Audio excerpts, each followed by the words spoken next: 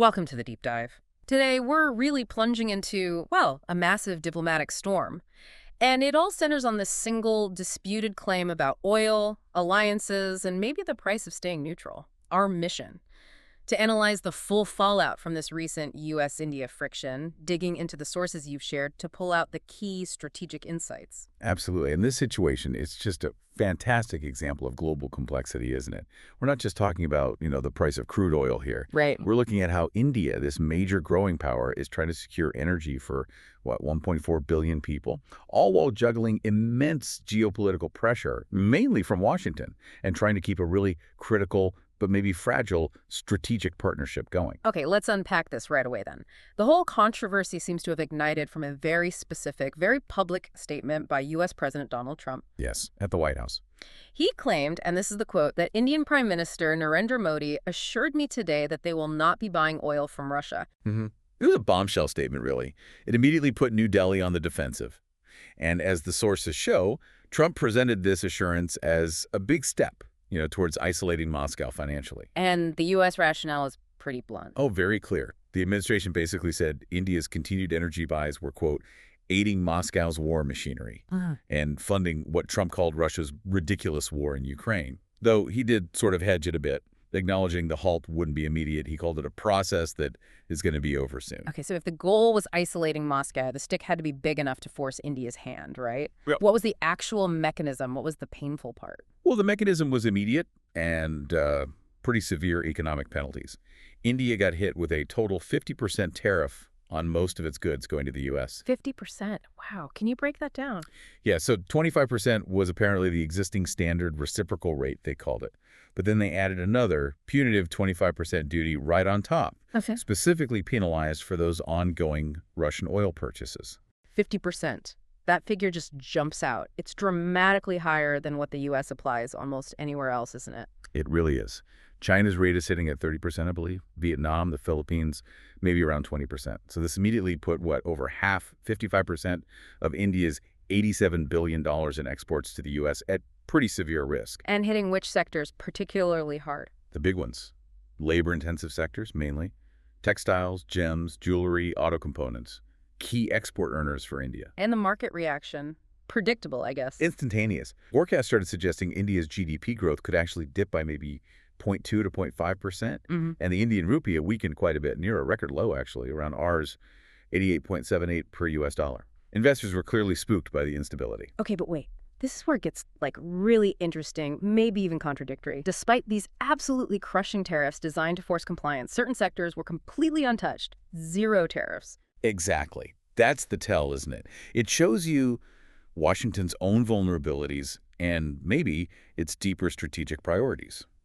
Key sectors stayed completely exempt. Zero tariff status. We're talking pharmaceuticals, semiconductors, energy inputs, critical minerals. Pharmaceuticals jumps out immediately. India's role there is massive for the U.S. market. It's huge. India supplies nearly 50% of the U.S. pharma market, especially generics. So the insight for you, the listener, is pretty stark here when forced to choose between pushing for geopolitical compliance on oil and securing its own immediate supply chains. Washington blinked on the supply chain side. They prioritized the latter. The U.S. simply couldn't afford to disrupt that vital pharma pipeline, even while trying to punish New Delhi on the energy front. Right. So that exemption showed India had some significant leverage in certain areas. It kind of complicated the whole pressure campaign. Precisely. It allowed India to feel, targeted, but also somewhat protected, maybe? Okay, so the U.S. used the stick, but with some strategic carve-outs. How did India respond diplomatically? Did Modi's government ever actually confirm he gave Trump that assurance on oil? No, absolutely not. India's Ministry of External Affairs, the MEA, they never confirmed that assurance Trump mentioned. Instead, India immediately reiterated its consistent policy stance. Oil imports are guided purely by national interest, period. So focusing on their domestic needs? Exactly. Their core objective, they stated, was ensuring stable energy prices and secured supplies for the Indian consumer, especially in what they called a highly volatile global market.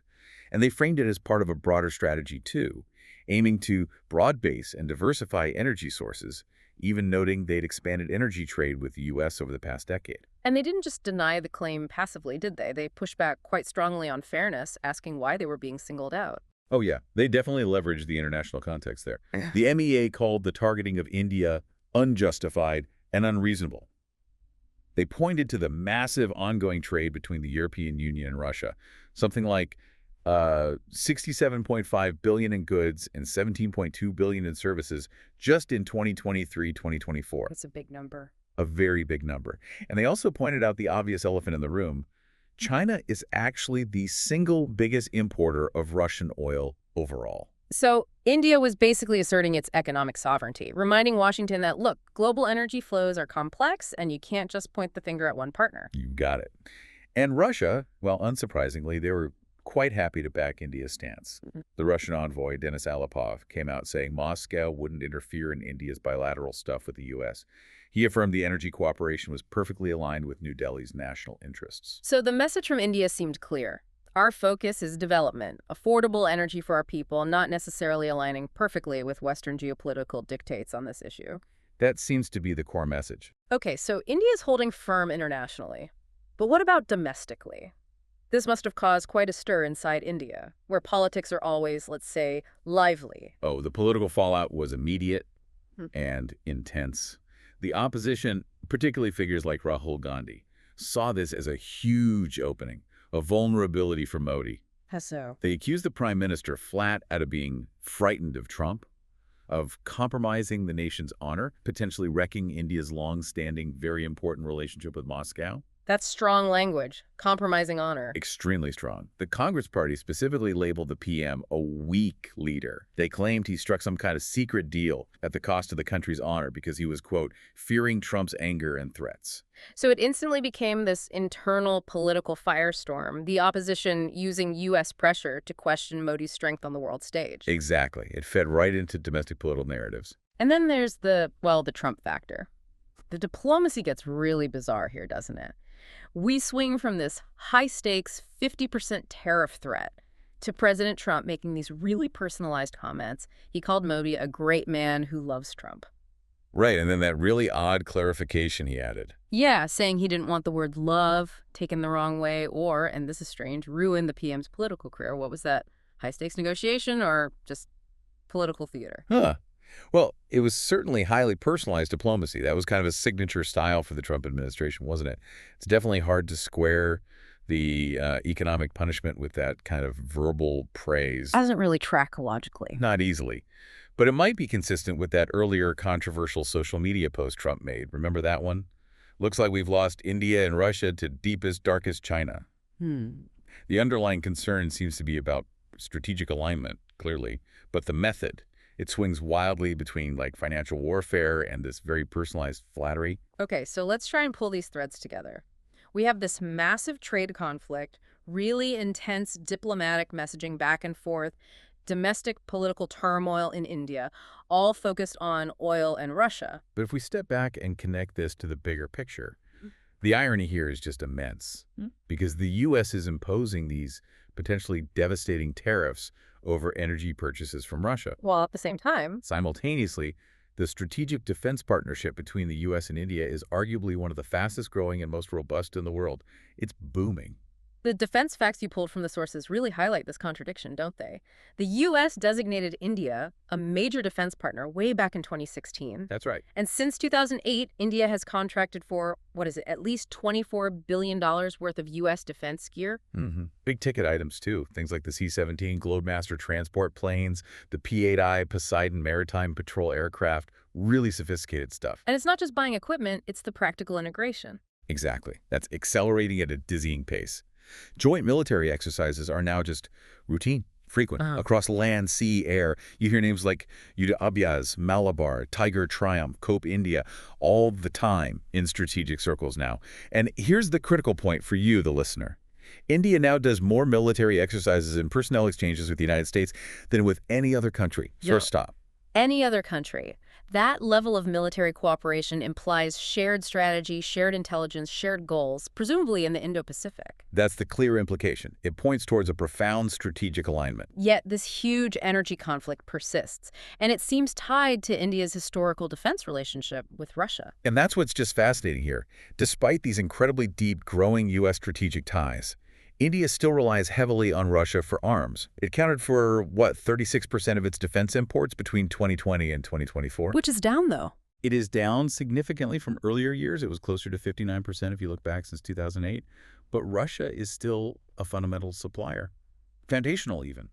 So you have the U.S. actively pushing India to reduce this legacy Russian defense dependence. While simultaneously punishing them financially for buying Russian energy? Exactly. It feels almost schizophrenic, doesn't it? Where the strategic defense goals and the economic punishment tools seem to be working directly against each other. So, summing up this tension, India is clearly walking a very fine diplomatic tightrope here. On one hand, prioritizing consumer interests, affordable oil, citing its sovereign economic policy, diversification, while on the other hand, trying desperately to maintain and grow that strategic and defense alignment with the U.S., all against this backdrop of incredibly punitive tariffs. Which really brings us to an important final question, something for you, the listener, to consider as you process all this information. When you have an economic penalty this significant tariff, a 50% tariff on key exports imposed for geopolitical noncompliance, but at the very same time, strategic cooperation like arms sales, intelligence sharing, joint military exercises is actually accelerating. Which pressure point ultimately is going to prove stronger? Which one will shape the long-term foreign policy of a major complex democracy like India, the economic stick or the strategic carrot? That is a great final thought to mull over as you reflect on this deep dive. Thank you for letting us guide you through this really complex stack of sources today.